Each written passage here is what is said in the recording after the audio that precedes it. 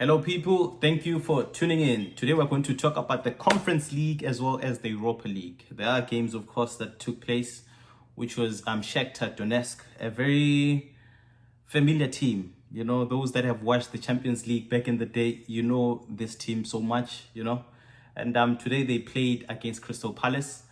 We're going to talk about Nottingham Forest, of course, versus Aston Villa. These are two teams that are based in the Premier League. They know each other very well.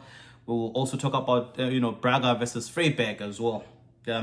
Before we get into it, please don't forget to like and subscribe and also share in your comments. So, beginning with the Conference League. So, it was Shakhtar Donetsk. Like I said, this is a team that we know very well, a team that we actually miss. You know, the way those, you remember those days, was it 2012, 2013? During that era, we used to have so much of this team, it used to feature so much in the Champions League, and now not anymore. And I watched today's game. Crystal Palace isn't a big team like that, compared to the Shakhtars of this world. I mean, prior to today's game, they haven't lost a game. That is Shakhtar, right? They haven't lost a game since October of last year. This was their first game that they have lost. And I realized just the vast difference between these two teams. Crystal Palace is a small team, or at least in the Premier League. But when they go out into Europe, they're just so big. You know what I mean? I mean, they challenge these teams that are so big. And one of those examples was Nottingham Forest against Porto. You know how big of a team that is. But look at how it was like 50-50 type of vibes. And such was the same with the Shakhtar Donetsk against Crystal Palace today. We see the first goal from Asmail Assar. He gets, I think that's the quickest goal in Conference League's history. And he is the top scorer this season, of course. He gets the ball from Mateta, he puts him on. And for whatever reason, Shakhtar Donetsk defenders, they group in one place and they just leave him one-on-one with the keeper. And, the goals that he scored this season speak for themselves. He manages to get one in. And just like that, Crystal Palace are a goal up in 35 minutes, just like that, And after that goal, of course, Shakhtar, they put up a good fight. Then we went to halftime. When we came back, they got a quick goal, and that quick goal came very early on in the 47th minute. And from there on, they dictated the game. But it was only Palace that would create good chances, and you see with the Kamada goal as well. And just how much of an important figure Mateta was today. Of course, he didn't score, but just his physique, the strength that he has, he would pull, defenders to himself, and there would be his own, colleagues would be open. Like you see with the Kamada goal, how he gets it and how he just whips it in. A beautiful goal, by the way. Then Strand Larsen too gets one in the 84th minute. That just, cements the win for them. Next week, of course, they'll be heading back home to Selhurst Park. And having been able to win 3-1 away, I think they have this one under lock. I don't think Shakhtar can do anything here, because the difference is just palpable. And I understand. I think it's these Premier League teams, the amount of budget they have for players speaks volumes. I mean, these are the same teams, as small as they are. They do take players from Atletico Madrid, and they give them the sort of pay cuts, the sort of pay that Atletico maybe does not want to, and it explains that in Europe you're able to see that.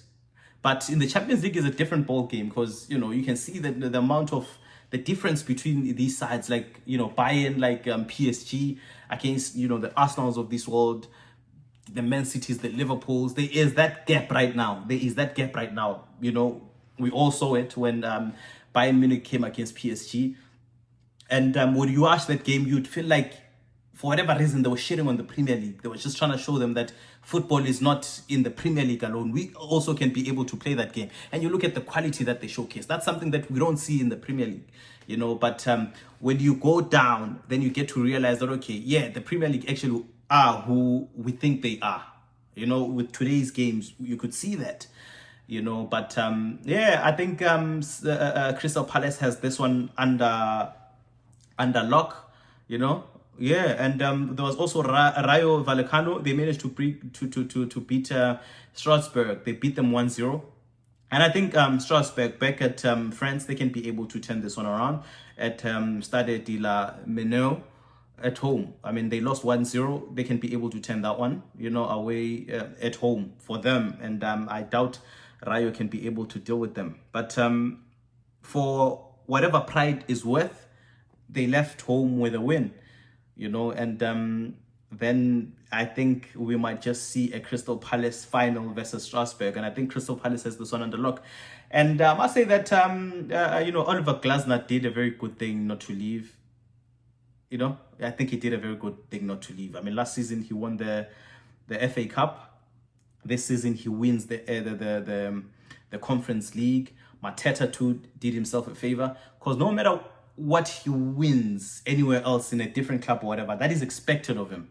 But to do it in a Crystal Palace shirt, back-to-back trophies, that would be something. He would be remembered as a legend. All of them, Ismail Sarr, these, all these players, all those players there. Wharton too, before he leaves, of course.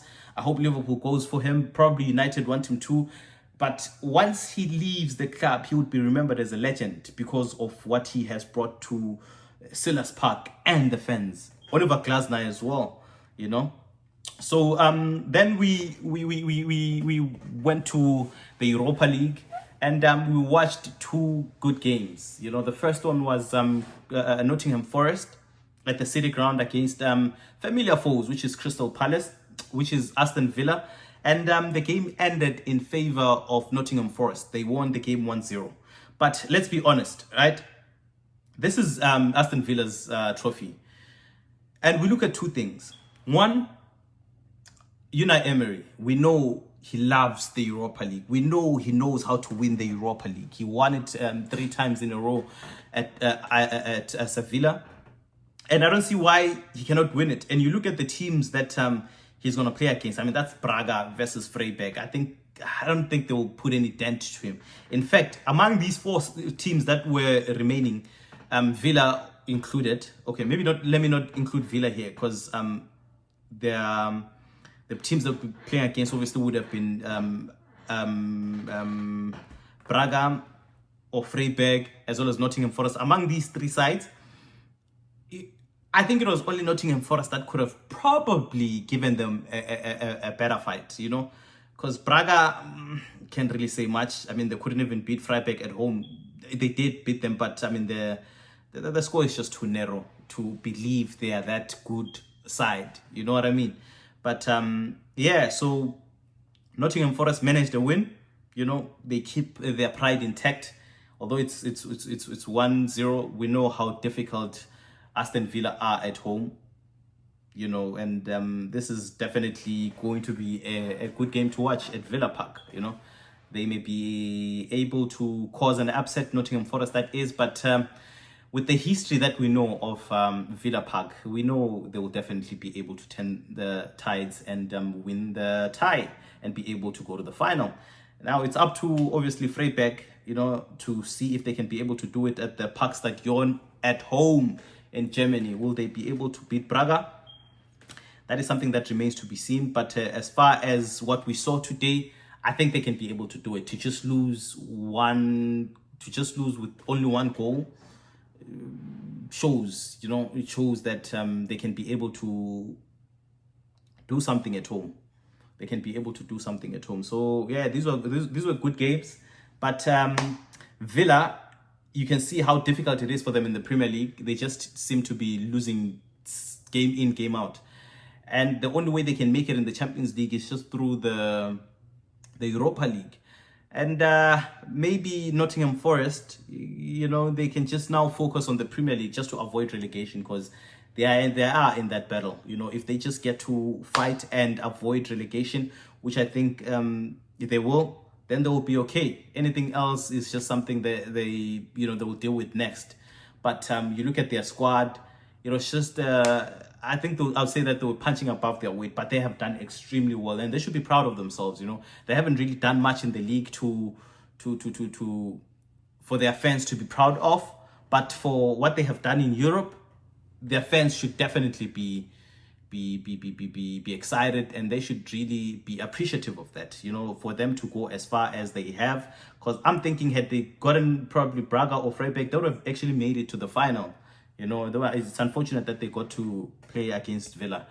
But yeah, for what's worth, shout out to them, man. They have played extremely well. Thank you guys for watching until thus far. Please don't forget to like and subscribe, and also share in your thoughts, you know, on what you thought of today's games, you know. Bye-bye.